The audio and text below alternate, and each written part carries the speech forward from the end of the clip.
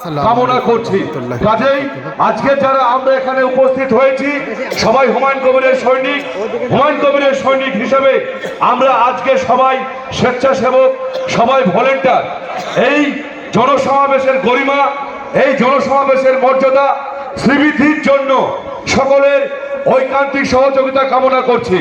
মঞ্চের সামনে যারা দাঁড়িয়ে আছেন তারা বসে পড়ুন, আপনারা বসে পড়ুন।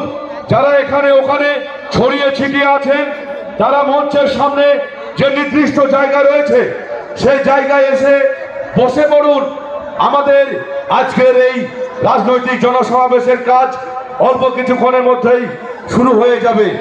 আপনারা মাথায় রাখবেন আজকের এই দিনটি বাংলা তথা ভারতবর্ষের মাটিতে এক ঐতিহাসিক দিন। কারণ বাংলার মাটিতে হুমায়ুন কবির মহাশয় যে পরিবর্তনের ডাক দিয়েছে সেই পরিবর্তনের ডাকে আজকের এই খাগড়ুপাড়া মাঠে হাজার হাজার লাখো লাখো মানুষ অল্প কিছুক্ষণের মধ্যেই পুরো মাঠ জনজোয়ারে প্লাবিত হবে। কাজেই হুমায়ুন কবিরের নেতৃত্বে আজ বাংলার মাটিতে নতুন রাজনৈতিক দিগন্তের উন্মোচন হতে চলেছে। তার হাতকে শক্ত করার জন্য, তার মাটি শক্ত করার জন্য আমাদেরকে দায়িত্বশীলতার সঙ্গে আজকের এই অনুষ্ঠানটি সুন্দরভাবে পরিচালনা করতে হবে।